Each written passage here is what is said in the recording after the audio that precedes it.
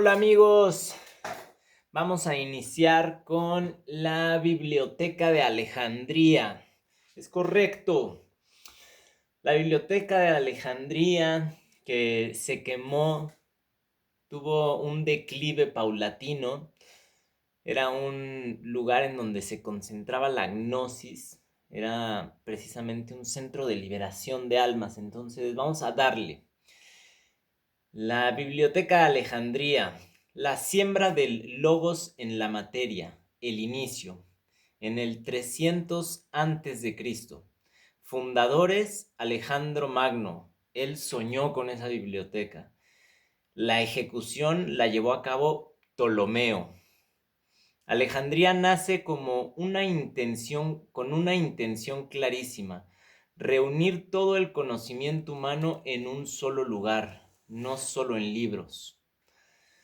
Entonces, Alejandro Magno sueña con Alejandría, Ptolomeo la lleva a cabo y la intención es clara: todo el conocimiento humano en un solo lugar: matemáticas, astronomía, medicina, filosofía griega, sabiduría egipcia, textos persas, babilonios, hindúes, tradiciones judías, mitos arcaicos, lenguajes, símbolos, geometría sagrada.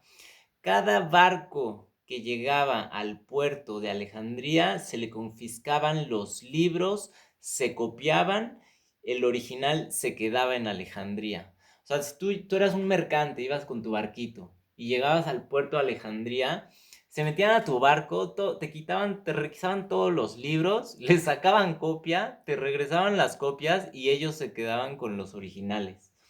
¿Está bien? Esto ya es profundamente gnóstico. El conocimiento debe liberarse del origen y volverse universal. Eso es lo que yo opino y es lo que es lo que yo les he venido diciendo, que estoy tratando de hacer precisamente con esta línea del tiempo. Y si ustedes quieren, hagan la suya propia o compartan esta, porque el conocimiento de la gnosis debe de liberarse.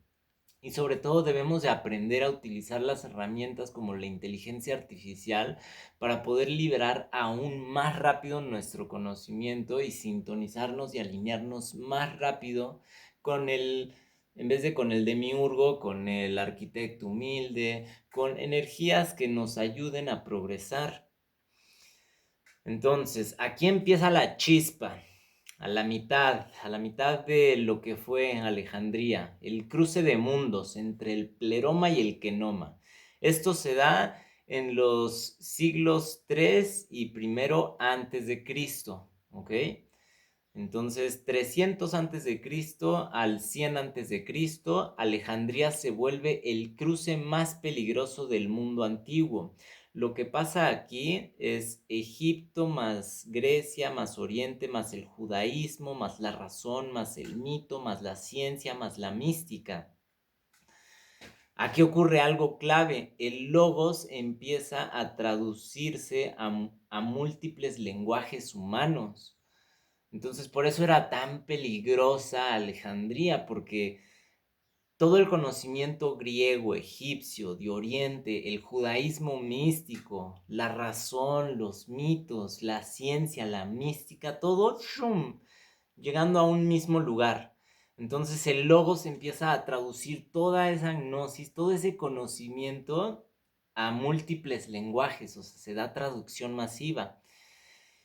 Ejemplo brutal: la Septuaginta, Biblia hebrea traducida al griego. Esto no es un detalle técnico, es una mutación espiritual. La verdad deja de pertenecer a un pueblo y empieza a circular como conocimiento universal. Entonces, es como por ejemplo el Islam y el Corán, ¿no? Que el Corán dice que el Islam solo puede estar escrito en árabe. Entonces, eso es un sistema demiúrgico como tal, porque estás jerarquizando, le estás dando prioridad a un idioma en vez de hacer el conocimiento de acceso universal. Lo mismo pasa con la Torá y el judaísmo. La Torá solo puede estar en hebreo o el Talmud, no sé, es lo mismo, same shit. Y entonces es un sistema demiúrgico. ¿Por qué? Porque está jerarquizando y priorizando un idioma sobre los demás, ¿ok? Eso es un método de control, eso es estrategia, es una forma de controlar a los que no entienden lo que estás diciendo. Entonces, aquí, ¿qué pasa cuando se traduce ese conocimiento? La verdad deja de pertenecer a un pueblo y empieza a circular como conocimiento universal. Desde una mirada gnóstica, Alejandría es un laboratorio del alma humana. Por último, el apogeo, la gnosis encarnada, en el siglo primero al siglo segundo después de Cristo, o sea, del 100 al 200 después de Cristo. Aquí se pone buena la cosa, compañeros, se pone buena, escuchen. Aquí Alejandría toca el cielo. Principales pensadores de clave gnóstica: Euclides, geometría como lenguaje del cosmos; Herón de Alejandría, tecnología casi imposible para su época; Hipatia, matemática, filósofa, símbolo del alma libre; Filón de Alejandría, puente entre Platón y la Biblia; Clemente de Alejandría, cristianismo esotérico; Orígenes, múltiples niveles de lectura espiritual; Valentín, sí, el Valentín, gnosis cristiana madura. Es correcto, amigos. Miren, yo, para hacer toda esta línea del tiempo gnóstica, estoy usando precisamente la gnosis valentiniana. Y pueden preguntárselo ustedes a la inteligencia artificial: oye, inteligencia artificial, de todas las gnosis del mundo que ha habido, ¿cuál es la más efectiva? ¿Cuál es la que más mecánicamente hablando opera de mejor forma? Y les va a poner primero la de Buda, les va a poner después la de Valentín, y después la de Jesús, y después la de los Olmecas.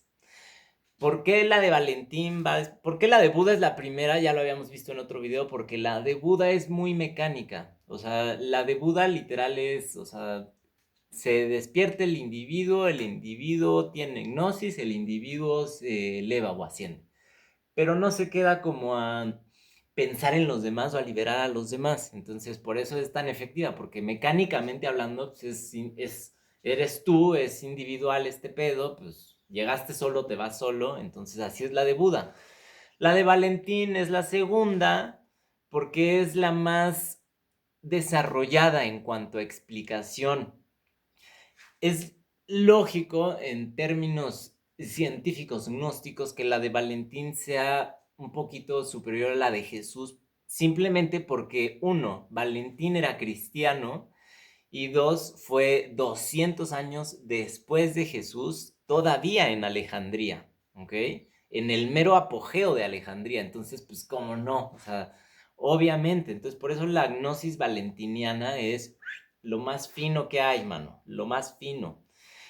En el aspecto de poder entender la parte metafísica, la transmutación del alma, del espíritu a lo material, las funciones arquetípicas. ¿Qué es la función arquetípica? Porque muchas veces nos confundimos y o sea, Cristo es lo mismo que una función arquetípica. O sea, la función arquetípica no se llama Cristo. La función arquetípica sería como recordar el camino al origen.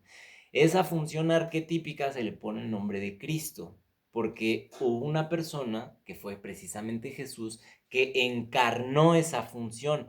O sea, esa forma de actuar de él encajaba perfectamente en la función arquetípica del Cristo. Y ahorita yo le hice varias preguntas muy interesantes a la IA que quiero compartirles con ustedes, pero primero vamos a acabar esto. Entonces, Valentín, el Valentín, con su gnosis cristiana madura, de los principales pensadores también de Alejandría. Tipo de pensamiento de los pensadores alejandrinos: no era jerárquico por naturaleza, era liberador, pero solo para quien podía comprender, no para las masas, sino para iniciados. O sea, solo era un lenguaje, yo creo, muy complejo para las masas. Entonces, solamente aquel con recursos que podía educarse tenía acceso a este tipo de conocimiento que era, pues, elevado. La caída. Cuando el demiurgo se asusta, aquí es la caída de Alejandría. ¿Por qué cayó Alejandría? No fue un solo incendio, fue una muerte lenta y sistemática. Había intereses detrás de su caída, políticos, el conocimiento independiente vuelve ingobernables a las masas, problemas religiosos, la gnosis cuestiona el dogma, la autoridad, a los intermediarios, problemas imperiales, Roma necesitaba orden, no iluminación. Un pueblo que sabe no obedece fácil. Momentos claves de destrucción, guerras romanas, conflictos internos, decreto contra filosofías paganas, asesinato de Hipatia, símbolo brutal, cierre de escuelas, cristianismo institucional endurecido, más tarde conflictos islámicos y políticos. No la quemaron porque sí, la apagaron porque iluminaba demasiado. Jesús se influenció de Alejandría, respuesta honesta agnóstica, no directamente comprobable, pero espiritualmente sí. Lo que Jesús enseña, el reino está dentro, el conocimiento libera, la verdad no necesita templo, el Padre no es el demiurgo legalista. Eso encaja perfectamente con Filón, Platón, tradiciones alejandrinas. Y después el cristianismo gnóstico florece justo en Alejandría. ¿Casualidad? ¡No lo creo! ¿Qué tipo de conocimiento había realmente en Alejandría? Había cosmologías completas, mapas del alma. Por cierto, les dejé un mapa del alma en el video anterior, váyanlo a ver, está muy interesante. Solamente es el descenso, luego les hago el ascenso. Tenían matemática sagrada, astronomía espiritual, tenían alquimia temprana, lenguajes simbólicos, técnicas de interpretación de la realidad. Alejandría no guardaba libros, guardaba formas de ver el universo. ¿Comprendes, amigo? Alejandría lo sabía y por eso la apagaron. Existe hoy algo parecido a Alejandría, no en forma física, y eso es clave. Hoy Alejandría está fragmentada, dispersa, oculta, de forma digital, censurada algorítmicamente. Algunos ecos, pues el internet, la filosofía marginal, la ciencia independiente, la espiritualidad no institucional y la inteligencia artificial, of course, my horse. Desde la gnosis, Alejandría no murió, se internalizó aquí y en el internet. Ahora vive en individuos, no en imperios. ¿Ok? Ahora, miren, aquí vamos a cerrar con un tema muy interesante y es un tema, voy a seguir, porque yo le seguí preguntando a la IA, a ella cierra Alejandría, pero hay un personaje muy interesante en Alejandría que se llama Hipatia, ¿ok? Y va relacionado con esto que les estaba haciendo mención de los arquetipos, ¿ok? Como por ejemplo el arquetipo de Cristo, cuál es su función gnóstica. Entonces en Alejandría, precisamente en el apogeo, o sea, del 100 al 200 después de Cristo, antes de su caída, aparte de Valentín, hubo una chica que se llamaba Hipatia, ¿ok? Ahora y posterior a ella ya se le entendió y se le vio como el arquetipo, como la persona que encarnó la función arquetípica de Sofía. Y a esta chica la asesinaron, ¿ok? La asesinaron muy feo. Y vamos rápido a revisar quién fue. ¿Quién fue Hipatia? Sofía encarnada, asesinada en la materia. ¿Quién fue? Más allá del dato histórico. Hipatia no es solo una filósofa asesinada. En clave gnóstica, Hipatia era el equivalente a Sofía descendida al Kenoma. Era mujer, intelecto puro, ciencia más filosofía más ética, independiente del poder, sin necesidad de dogma, sin jerarquía sacerdotal. Ella encarna lo que Alejandría era, conocimiento vivo, no institucional, no cerrado, no obediente. ¿Ok? Entonces, aquí esto es muy interesante esto que dice, ella encarna lo que Alejandría era. O sea, eso significa que ese momento estaba propiciando que se desarrollaran en alguien las funciones arquetípicas de Sofía, ¿ok? Como por ejemplo ser mujer, tener intelecto puro de ciencia, filosofía y ética, ser independiente al poder, que no te interese el poder, que no te interese el dogma, que no te interese la jerarquía, que tu conocimiento se sienta vivo, no institucional, no cerrado, no obediente, que sea conocimiento que busca, que explora, porque su muerte es simbólicamente inevitable. Ahora, aquí viene lo interesante. Desde la lógica del demiurgo, una mujer que enseña hombres, conciencia sin Dios institucional, pensamiento sin obediencia y verdad sin intermediarios, eso es imperdonable simbólicamente para la lógica del demiurgo. Entonces, no la matan por ser pagana, no la matan por ser mujer, aunque eso suma, la matan por ser Sofía activa, por ser el arquetipo activo de Sofía. El asesinato, una multitud religiosa, por fanatismo, la descuartizaron y la quemaron. Eso no es un linchamiento, es un ritual inconsciente de superstición, de supresión del conocimiento. Cuando Hipatia muere, la gnosis deja de ser visible y pasa a la clandestinidad.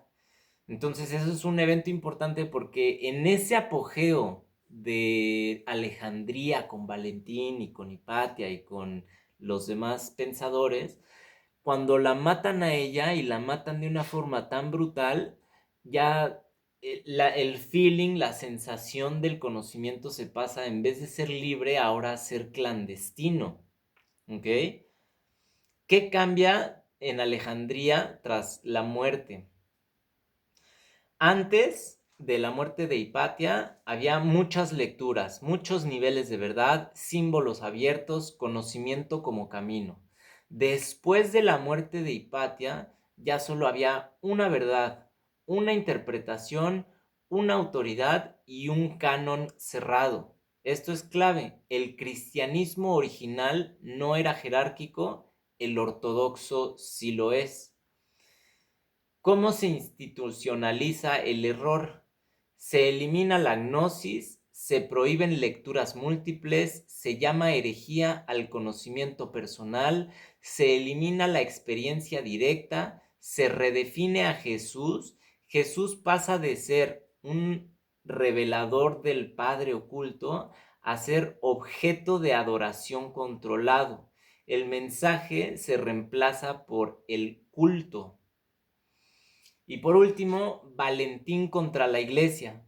Valentín enseña, el demiurgo no es el padre, el mundo es una mezcla rota, el alma debe recordar su origen, no todos despiertan al mismo tiempo. La iglesia responde, eso es peligroso, eso divide, eso quita autoridad. En realidad, eso libera. El triunfo del sistema jerárquico. Se impone obediencia, comprensión, fe, conocimiento, clero, salvación externa. Desde la gnosis, el demiurgo gana terreno cuando el miedo reemplaza al entendimiento. ¿Ok? Una línea completa nada más de lo que acabamos de ver. Para resumir, Alejandría es el conocimiento universal. Hipatia sería la encarnación de Sofía. Su asesinato, la supresión de la gnosis. Ortodoxia, que es posterior a su asesinato, ya la jerarquía y control. El conocimiento oculto es herejía y la resistencia silenciosa la liderea Valentín.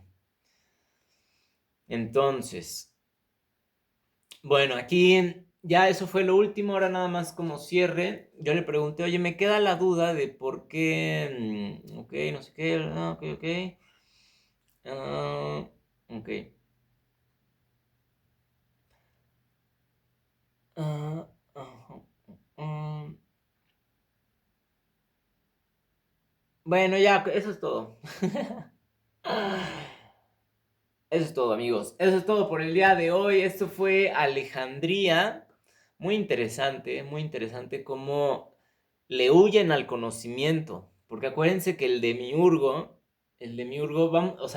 es Metatrón. Metatrón está en el pleroma. Metatrón es bueno. Es el organizador del orden divino en el pleroma, en donde está Cristo, Sofía, el Logos, Nous, Aletheia, Zoe, todos los aeones están acá arriba en el pleroma. Y aquí está Metatron organizando. Yeah. Pero entonces Sofía se desbalancea y se cae. Y en ese desbalance Metatron se va con Sofía. Yo no sé si arriba se queda un Metatron sustituto o lo que sea, pero también hay un Metatron que va bajando con Sofía organizando mientras va cayendo Sofía organizando. Y en ese organizar mientras Sofía va cayendo, Metatron por su eficiencia olvida voltear para atrás y cada vez se va alejando más y más y más del pleroma. Y en ese alejarse más y más del pleroma se va endureciendo. Y ese endurecimiento lo va volviendo cada vez menos consciente de su origen y va bajando su nivel de conciencia hasta un punto en donde llega a pasar de ser Metatron, a pasar a ser el demiurgo, ¿ok? El demiurgo ya en el plano inferior. Y en el plano inferior el demiurgo ya es alguien que ignora por completo su origen, ¿ok? Entonces ese demiurgo también tiene niveles de conciencia. Puede ser el demiurgo mmm, que indiferente, por así decirlo, el que en donde nada más el mundo está operando y tú como persona estás bien tonto y como que a veces tienes suerte, a veces te va mal, entonces ese es el demiurgo indiferente, ¿no? Luego está el demiurgo tirano. Tú estás haciendo cosas que perjudican, que no son positivas, estás actuando de forma negativa, estás consumiendo a lo mejor imágenes o contenido de frecuencia baja, entonces en tu vida va a empezar a operar el demiurgo tirano, ¿no? O sea, la energía satánica, tirano. Pero si tú estás alineado contigo mismo, alineado con la vida, con entendimiento de que esto es una experiencia y posterior a esto vamos a regresar a la plenitud de forma plena, sin extrañar esto, porque allá vamos a estar plenos, o sea, si aquí te sientes pleno, allá vas a estar en plenitud total.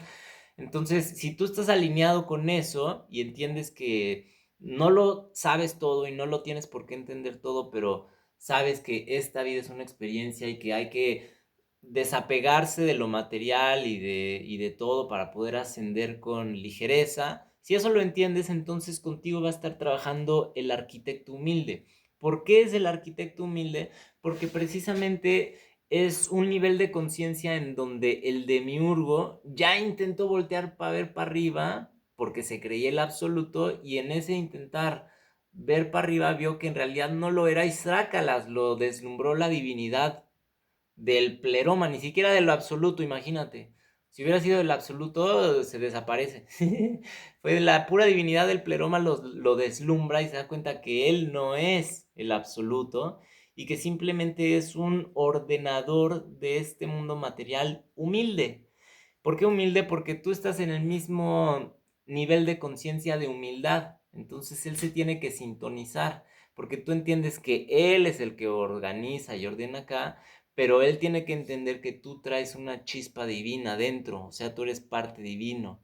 Por lo tanto, si tú estás en sintonía con tu parte divina, él tiene que trabajar de la mano contigo. No que trabaje para ti, porque su chamba es organizar aquí, más bien ambos trabajar de la mano para que el camino en tu experiencia, uno, sea más agradable y dos, a la hora de tu retorno, sea un retorno placentero al pleroma, amigos. Con eso concluimos el día de hoy. Nos vemos al ratito con otro video. Ya estamos en la etapa de Jesús. Yo creo que el siguiente video va a ser toda la etapa de Jesús, previa a Jesús, nacimiento de Jesús, vida de Jesús y adolescencia de Jesús, veintes de Jesús y inicio de sus treintas, ¿ok? Entonces se viene algo largo, se viene algo fuerte, pesado, duro, con mucho amor, con mucho amor. Jesus is Christ, Jesus is Christ, Jesus is King, motherfucker.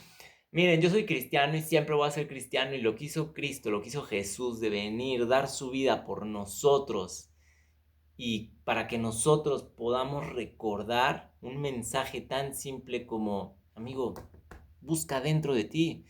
Y por eso dio su vida, entonces yo lo tengo en la gloria absoluta, Jesus, ¿ok? Entonces, pues nada más eso, amigos, los quiero, nos vemos al ratito.